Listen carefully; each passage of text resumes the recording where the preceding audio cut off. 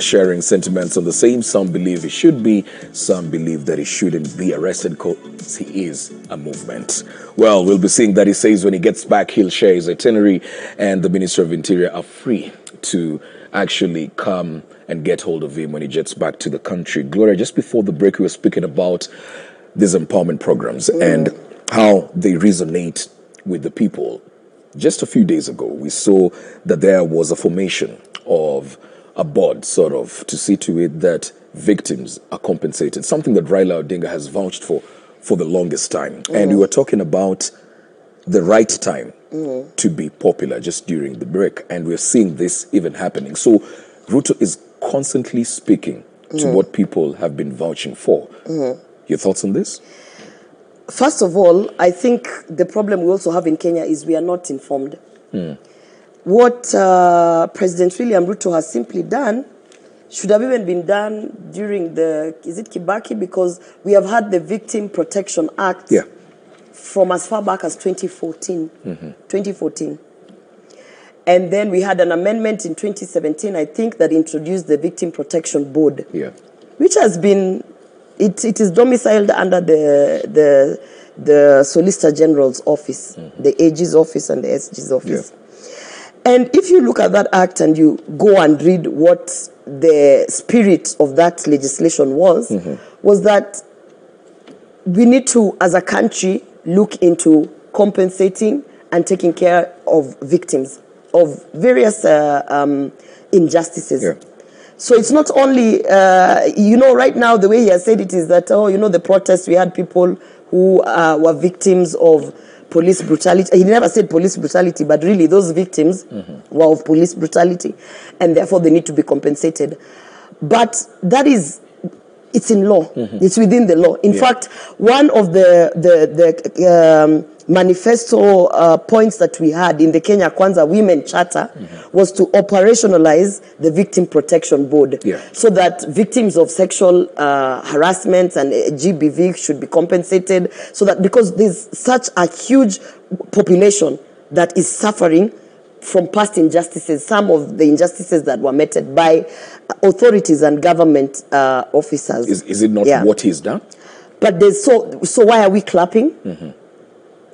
That's what should be done.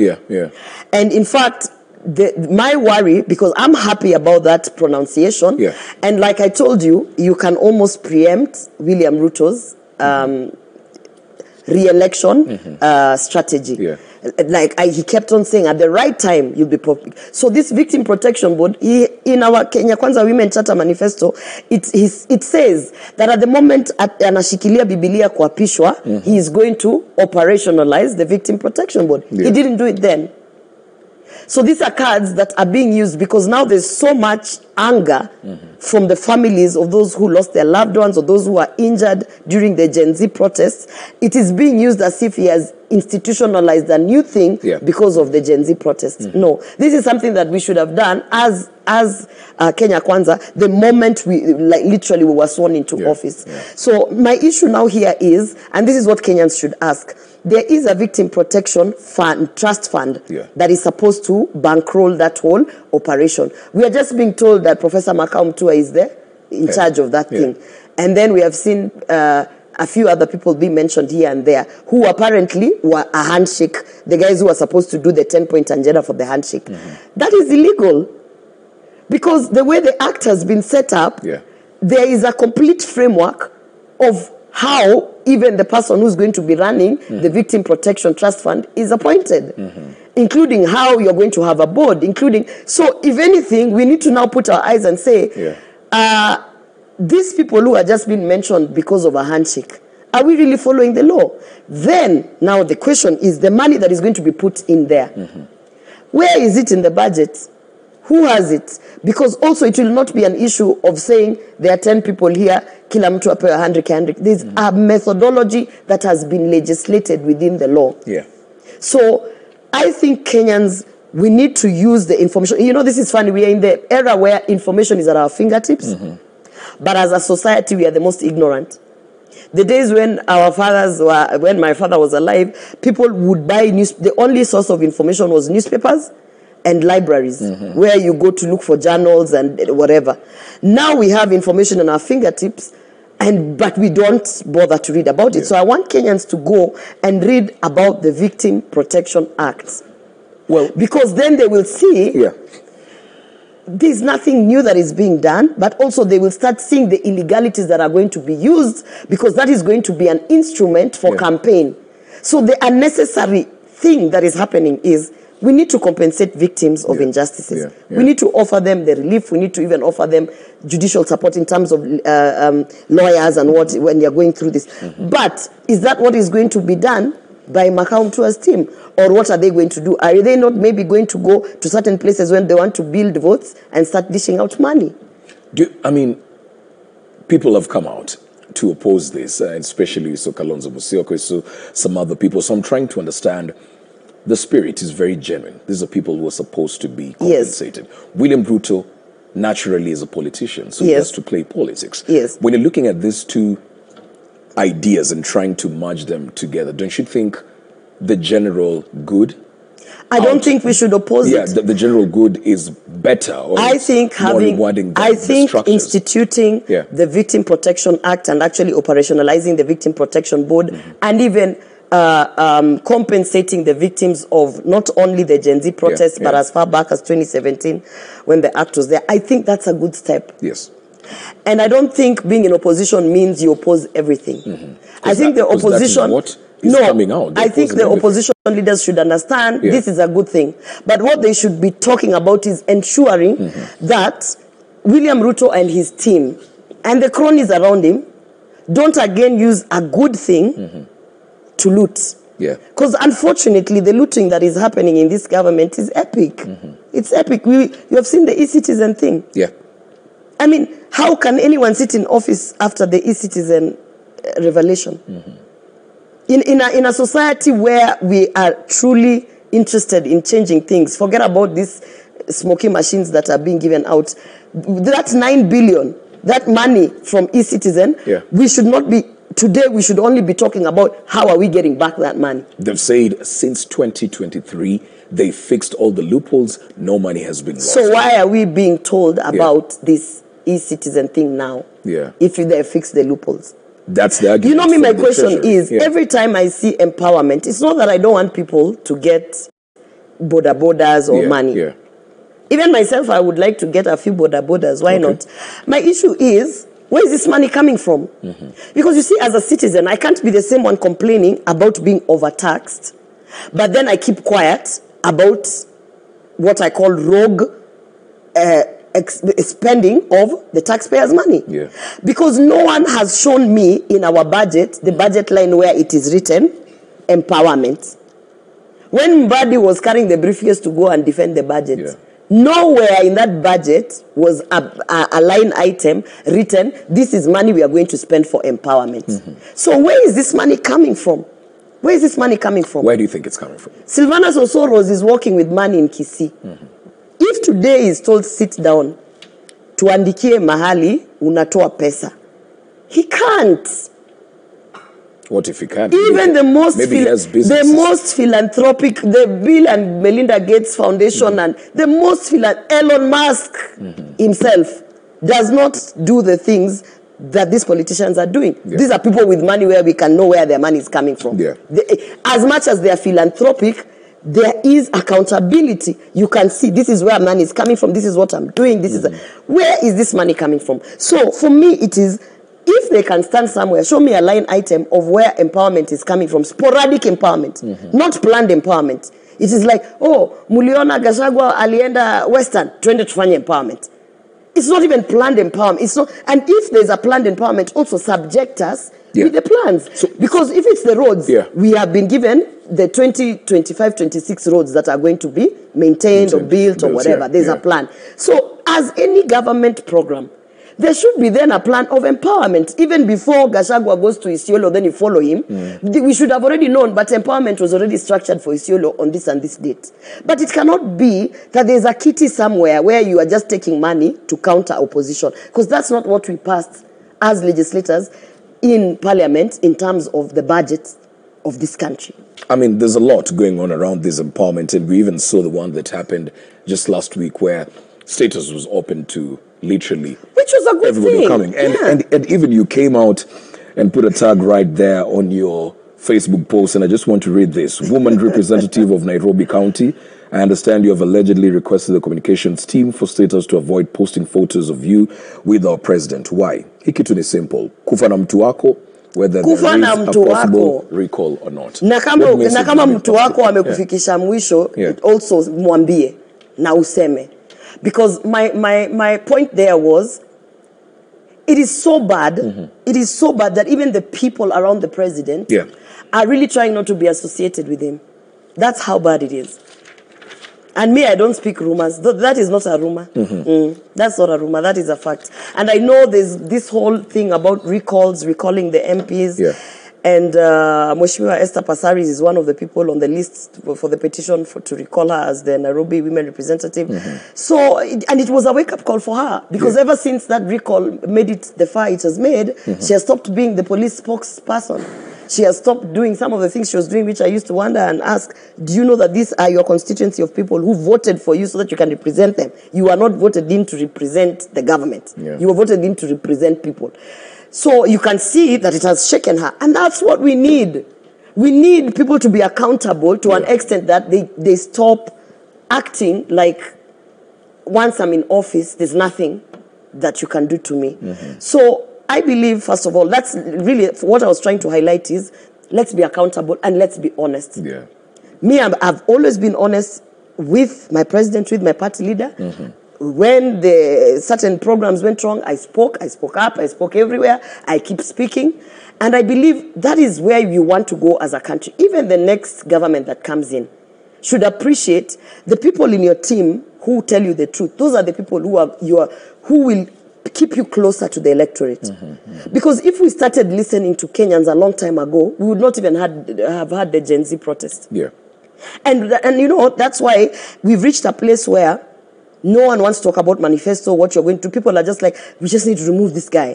Because it's a feeling of, mtu saa zile ananyongwa, uwezi anza kumwambia, ukiachwa kunyongwa, utajenga nyumba ya Lang'ata ama Karen. First, anataka kuachwa kunyongwa. Don't you think that's a dangerous precedent that's being set? No, it's not a dangerous precedent. You might end up with the wrong candidate. Listen to me. If that is the goal, and it is not. No. Because maybe, say for example, Gloria, right now you're appealing to the masses. You look like the option away from this chaos that we are dealing with, and probably you're not the best candidate. So do you think it could be dangerous? Do you think we can have a worse government than my government? An honest question.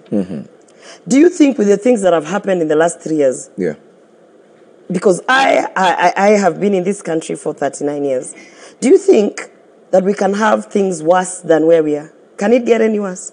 Could it be a perspective or a matter of change?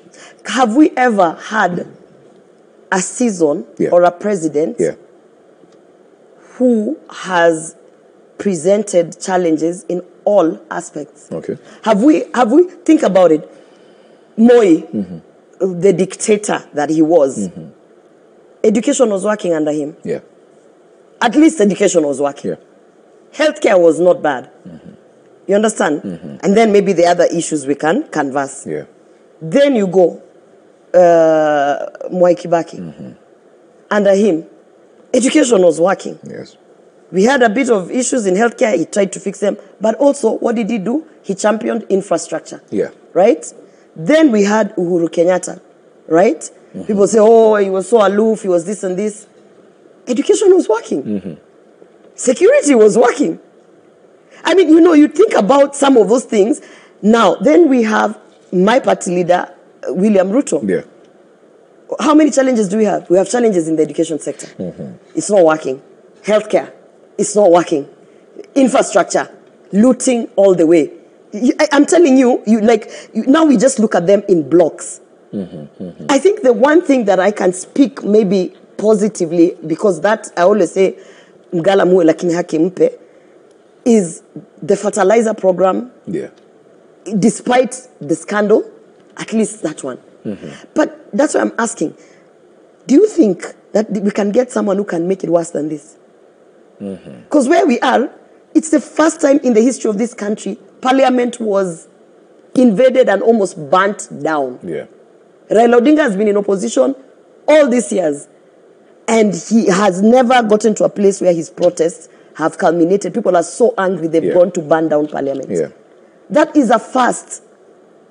How many years of independence? We have never had that. It happened in this regime. That people are being shot in the head in protest. This regime. People are being abducted, and a president came out and said, all who have been abducted, tumewarudisha. Who even says those kind of things? Have you ever had a president saying, everyone who has been abducted has been returned? Are you kidding me? It was a first. It is a first where it was so hostile. People are throwing shoes. Which president has been thrown? Na itafika mahali ataanza kurushiwa mawe. Simply because the people are not, the way he's saying, they don't have an agenda. How what to mint a deal now? Kiburi, ego, you know. And if you just stop and listen, then you'll be like, oh my goodness, this is so messed up that let's forget about empowerment. These millions are putting about this empowerment. We can actually save Kenyans in hospitals. We can pay nurses. We can pay our interns. We can stop having strikes with all these people. Teachers, we can fulfill the collective bargaining agreements, you know. I just think that we've had I think that unfortunately so many things have gone wrong. Okay. It's not just one issue. Yeah. And then on top of that, we still have the background of corruption. All the looting that is happening, the outright expenditure by the people around him, the rogue deals allegedly in South Sudan and where on arms. It's bad. Okay. Yeah. Well, we have feedback streaming in, a lot of it, by the way, this morning. Let's have a look at what Kenyans are saying in regards to our question of the day, which was, what is your take on government threats to arrest former DP Rigathi Gachagua upon his return? Let's see what the Kenyans are talking about. All right, Frank Luambo, let him go and clarify what he was talking about. Otherwise, he should be charged according to the sections of the Constitution. That's Frankie Luambo. We have Chalo Kabutu. It can lead to demonstration. Okay, that's an interesting one. Edu Cleaning Services. Hata akishikwa watakuwa wameshika watu wote. Na manisha wananchi ndio kusema. Right, Edu believes the people. Mwangi Nicholas. A tiger does not remind anyone that it is dangerous. That's Mwangi Nicholas. Dominic Muruga, Rigiji, a political scientist, knows any publicity is good publicity. Everyone in the government is talking about him. At home, his enemies are actually working for him. Genius, creating publicity while he is away. Dominic believes Rigiji is a genius. He thinks it's a publicity act. Yeah. Walter Gitao, after 2 weeks, he'll be forgotten. Rigiji is a movement. Yeah, you know, they said after 2 weeks. Okay. Of impeachment. Of impeachment. No one will talk about him. All right. Yeah, so that's what he's saying is, walisema after 2 weeks, no one will talk about him. Yeah. And he's been impeached how long now? It's been a couple of months. Yeah. It's been a couple. Because it was before Christmas. Yeah. So we're about to clock a year. Okay. Well, just as we wind down on this conversation, of course, we're just assessing this Ruto-Raila relationship, and we had the bromance. We had Phoebe Asio's funeral just last week on Friday, and Raila told people, give us a break. Just give us a break. You'll judge us in 2027. Give us time to work. But then again, there seems to be some mixed signals. On one end, he says he will support Ruto till 2027, but not in 2027. First of all, how do you think this is going to play out? Anyone who understands Raila's politics should know Raila in his camp of ODM. He normally splits his team into two. Okay. The yes people and the no people in any government. So there's a gap, because how many handshakes has Raila had? Many. So he understands how to kukuchuna na kupuliza. So he splits. So when Sifuna speaks, Sifuna leads Sifuna leads the pack that basically maintains opposition when they need to put pressure in government for certain things to be done for Raila, his family, and his people. That's, take me wherever you want to take me. That is how it is. So sometimes you'll find in the handshake, Raila is not getting the attention and the resources or the things that they agreed on behind the scenes. So you'll find maybe if they promise that some infrastructural projects, or they promise which governor will receive whatever promises were made behind the scenes for the handshake, sometimes you'll find government is like dragging its feet on it. When I say government, you'll find it's the president, right? So what Raila does, he activates the no camp. So you see now suddenly Sifuna starting to talk, these people, da, da, da, da, da, and then the president wakes up and is like, we need to have a meeting with these people, and then they get what they want. So that's why it's on, off, on, off, on, off, because what they do, they know how to play it. They know how to play. They know how to be in opposition and in government at the same time and benefit. That's what you're seeing. So anytime, I honestly ignore Sifuna. Just know that ODM, the moment they went into government, they're in government. Everything you see Sifuna and these other people doing is to put pressure on government to fulfill the promises that they made to Baba. Because they made promises to Baba himself. So Sifuna is bluffing. Yeah, don't listen to anything that Sifuna says in terms of being a critic or what. Because at the end of the day, that's how ODM operates. Even if you go back in the handshake for Uhuru Kenyatta and Raila, you will see the same thing. There was just a different figurehead who was playing the role of Sifuna. So now, what I want to tell you is, Raila should not even be speaking on behalf of government, because he's not in government. No one voted for Raila. When I mean that, I mean the person who won the election is William Ruto. Raila did not win the election. He cannot ask Kenyans to do anything in form of giving government a chance or whatever. He didn't win the election. Let the people who are in office come out and say, give us a chance. You, Raila, you lost the election. But he wields that power. Not really. They are now using him. And you can see what they've done. They've weakened ODM. That's what... Ruto is smart. You know, everyone kept on telling him, this guy alingia serikali ya Uhuru Kenyatta akaharibu serikali. And you know, Ruto would say, mi najua kudili na yeye. Wacha aingie yetu, sisi ndio tutamharibia kwake. Gloria, I'm out of time, but just that's exactly. But let me finish by saying that's exactly what has happened. Look at ODM strongholds; they are fighting everywhere within themselves. Nairobi, they have lost control of Nairobi. Gachagua and DCP has taken over. So they think they're the ones who know how to play the master. The master is playing you. By the time William Ruto is done with Raila and ODM, there'll be no party. All right. We leave it at that punchline right there. Gloria says, by the time President William Ruto will be done with Raila Odinga, there'll be no more ODM. There's no more ODM. One of the oldest parties. I don't know how that is going to play along. You wait and see. We'll see. There'll be no more ODM. Between Ruto. DCP would have taken over Nairobi and all the strongholds of ODM. And you guys, you still have a party? UDA. I'm in UDA. We have a party. You're going with the same party in 2027? Is there a party there anymore? There is a party. It exists there in the registrar office of, of political parties. And it has members. I'm a member. All right. Thank you. Well, that was Gloria Orwoba, nominated senator, joining us this morning to share his sentiments on the same. I'm Alan Owino. The show continues. It's Amka Kenya, and the hashtag is Amka Kenya, where you get a head start. Stick around. We'll be back with more in a short while.